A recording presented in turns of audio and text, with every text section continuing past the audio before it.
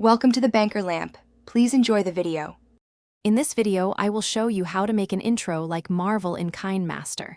First, open Kinemaster and create a new project, selecting the 16:9 aspect ratio. Next, add a solid black background or a dynamic video clip to your timeline.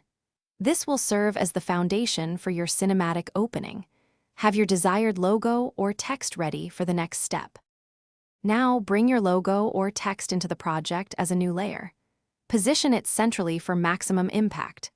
Experiment with in-animation options such as pop or fade to give it a powerful entrance.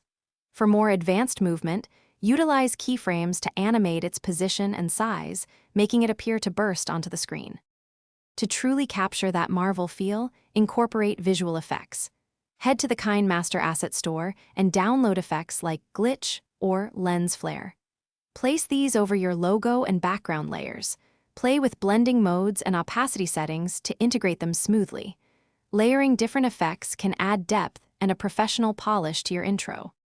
Finally, sound design is crucial for a Marvel-style intro. Import powerful sound effects like whooshes, impacts, and dramatic swells.